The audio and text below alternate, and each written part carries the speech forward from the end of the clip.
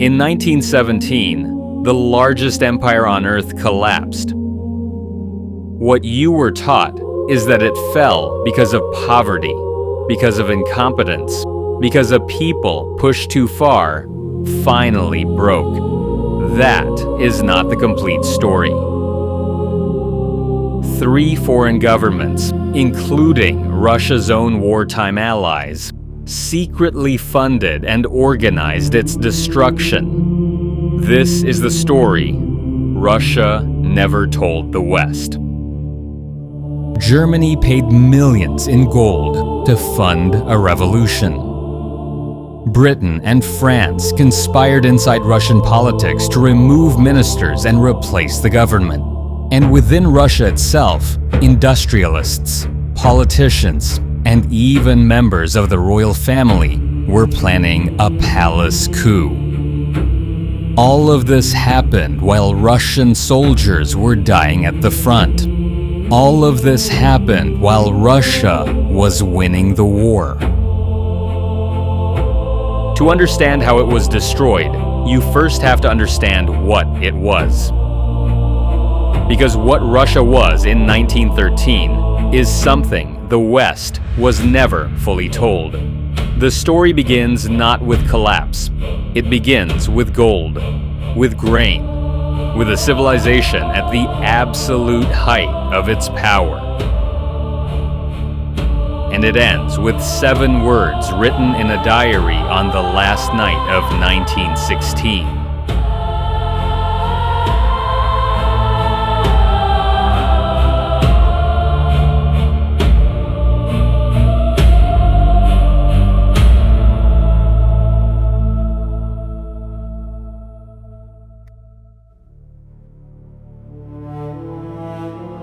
The early 20th century in Russia looked nothing like what history books would later describe.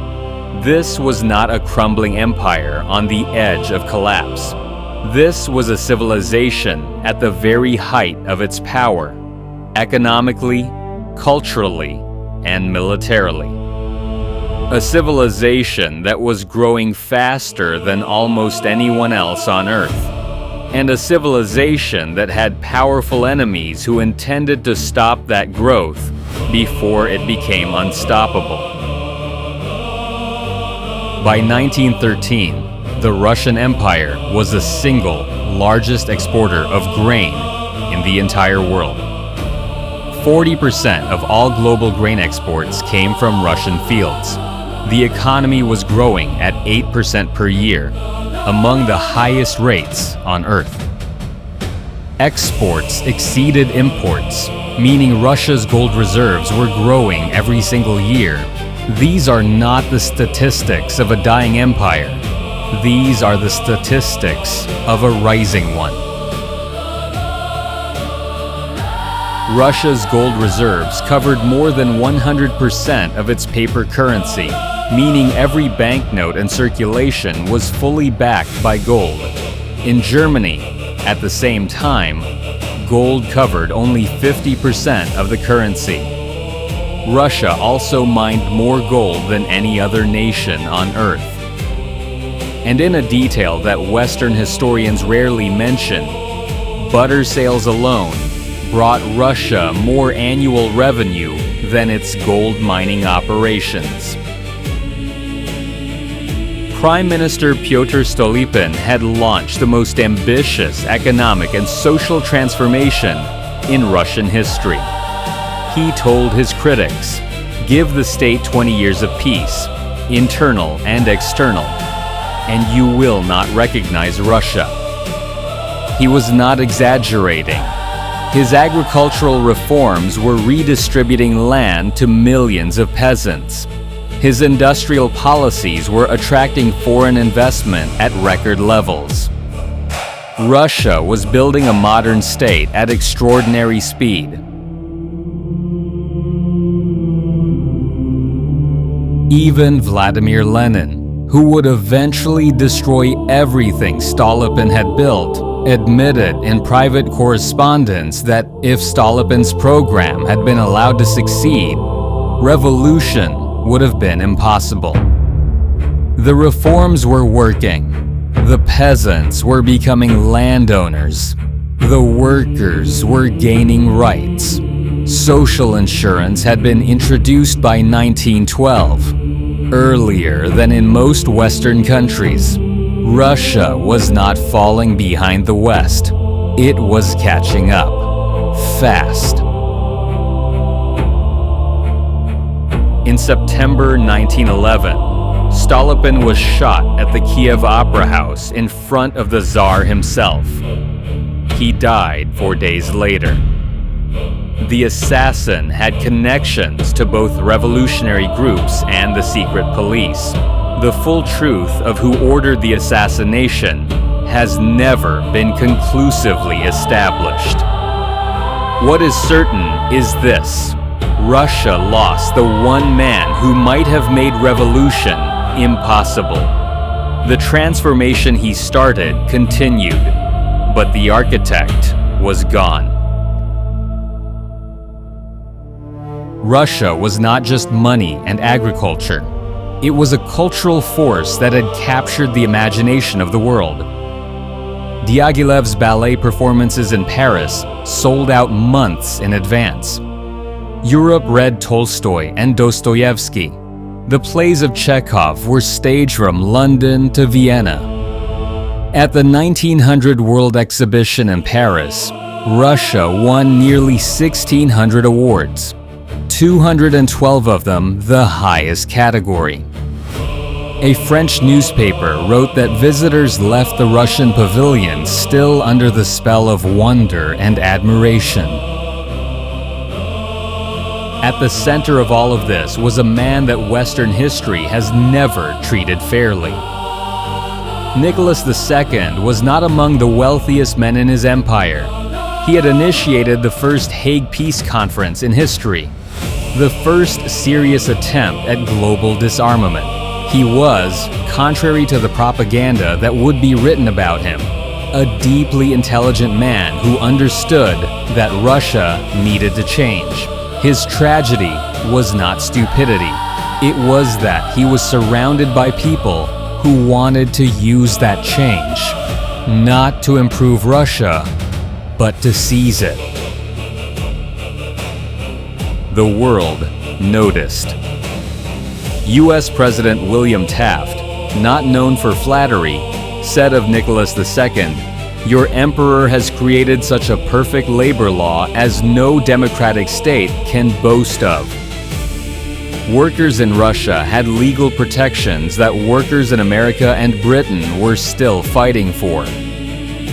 New hospitals opened across the country. Literacy programs were expanding. By 1920, had the empire survived, full literacy had been planned and funded. Russia was building a modern state. By industrial production, Russia ranked 5th in the world. It generated 60 times less electricity than the United States, but it was closing that gap every year, faster than anyone expected. New railway lines extended into Siberia. New cities appeared on the map. The population had grown by 50 million people in a single generation. This was a nation in motion, a nation on a trajectory that, if uninterrupted, would have changed the balance of the 20th century entirely. But beneath this golden surface, a war was already underway. Not the war of soldiers and trenches, that was still 3 years away. This was an older, quieter, more dangerous war, the war of money and power. For centuries, European power had belonged to monarchs, the church, and the old aristocracy. Then, capitalism had created a different kind of power, industrial, financial, ruthless, and hungry for everything the old order still held. By 1900, private companies and banks in Russia controlled capital equal to entire national budgets. These new men, Industrialists, bankers, traders wanted laws written for them, governments that served them, and ultimately power itself. They pushed their candidates into government. They bribed officials. They funded newspapers that attacked the Tsar, and they used the working class as their weapon. Both sides in this war, the old order and the new money, used ordinary Russians as their ammunition. Russia was flooded with illegal revolutionary literature. It was distributed by revolutionaries, but it was printed with the money of industrialists and capitalists, sold to workers at deliberately high prices, generating enormous profits for everyone involved. The Bolsheviks, Lenin's faction, were generating fortunes from underground pamphlets printed abroad and smuggled in. Revolution was not just ideology, it was a revenue stream, and the people paying for it expected a return on their investment. They had no idea what they were buying.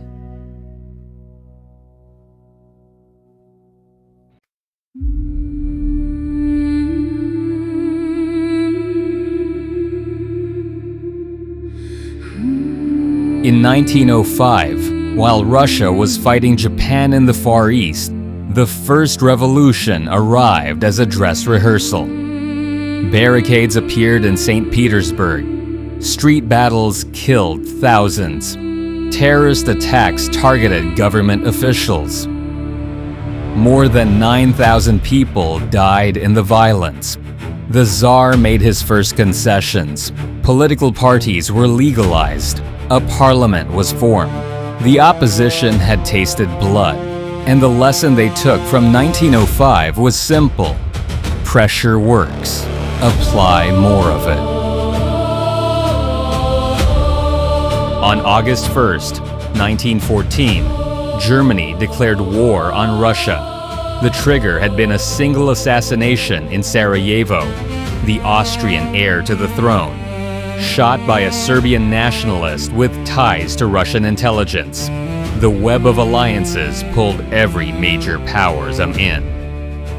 Nicholas II had sent Kaiser Wilhelm a personal telegram offering to resolve the crisis through the Hague Conference. Wilhelm never replied. Russia had not wanted this war, but it could not walk away from it without abandoning Serbia and its entire position in the Balkans. The first days of the war brought something that shocked even the government. Genuine, spontaneous patriotism.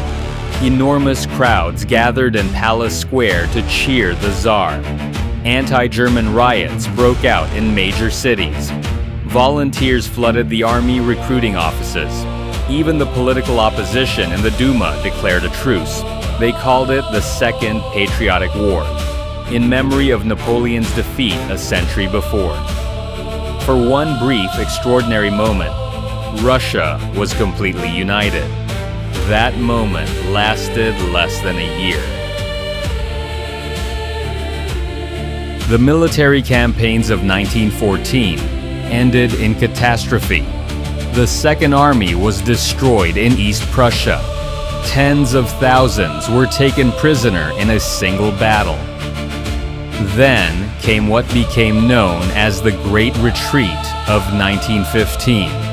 Forced by the enemy's breakthrough at Gorlice, Russia abandoned Poland, large parts of Belarus, and the Baltic coast. Millions of refugees followed the retreating army eastward. They needed housing, food, and medical care. The logistical strain was immense. Inflation began. Goods began to disappear. At the front, the crisis was existential. The shells ran out. The rifles ran out. Ammunition ordered from Britain and France was confiscated by allies who needed it for themselves. Russian soldiers were going into battle with instructions to pick up rifles from the men who fell beside them. The government launched an emergency industrial mobilization, building new factories, buying equipment abroad, reorganizing production from scratch. After nearly a year of extraordinary effort, shell production had increased 90 times compared to 1914. The crisis was solved, but its political consequences could not be undone. Liberal politicians who had contributed almost nothing to solving the crisis were loudly blaming the Tsar for everything. They controlled the major newspapers. They cultivated foreign diplomats. They formed committees that claimed to be helping the war effort, but which served primarily as platforms for political attack. Every government failure was amplified. Every government success was either ignored or claimed by the opposition as their own achievement. They were not trying to help Russia win the war. They were trying to win Russia.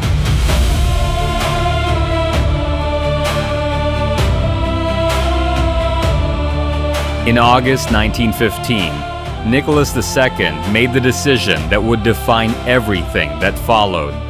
He took personal command of the Russian army. His reasoning was simple, honest, and, in retrospect, fatal. A Tsar does not let others bear responsibility while Russia suffers.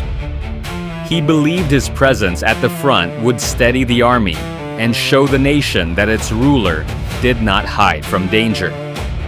What he could not see was that the opposition had been waiting for exactly this. From this moment forward, every military loss was his loss. Every death, his death. The newspapers would make sure of that.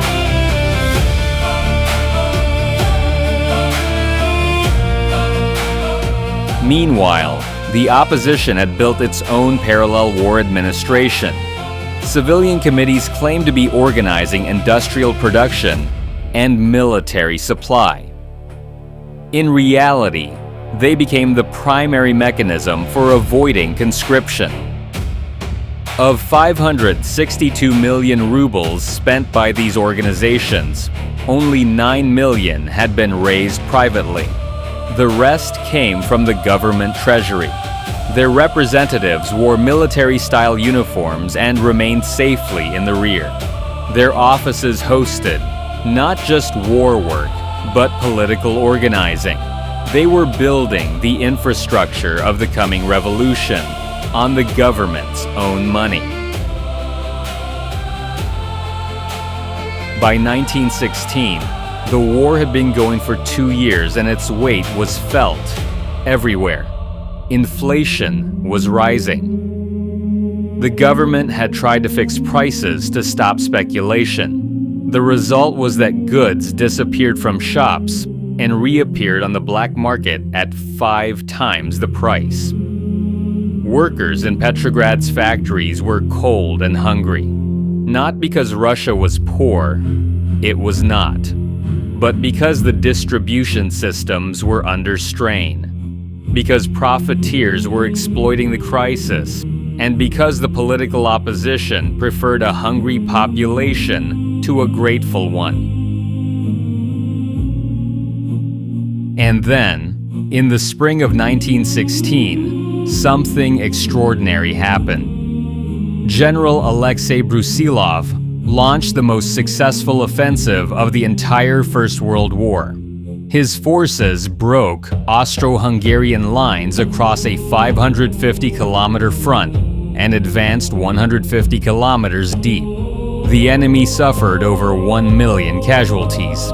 Germany was forced to redirect troops from other fronts. Russia had not just stabilized, Russia was dominating.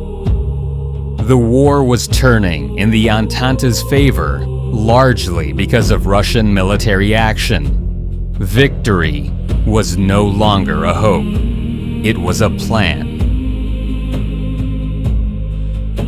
And that is precisely when Germany made its most consequential decision of the war.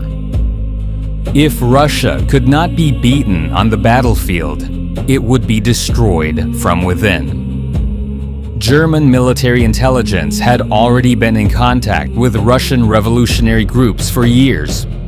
Now they formalized the relationship and opened the treasury. The objective was simple: fund chaos inside Russia until the government collapsed. They needed the right man to organize it. They found one, and he knew exactly who to give the money to. By the end of 1916, Russia was simultaneously winning the war and losing its political cohesion. Its army was stronger than it had ever been. Its industry was producing at maximum capacity. Its gold reserves were intact. But its government was paralyzed by political attack from within and sabotage from without. Its czar was isolated by people who wanted to use his sense of duty against him. And in the shadows of Petrograd, in private clubs, in embassy drawing rooms, in underground printing shops, the final phase of the plan was being assembled.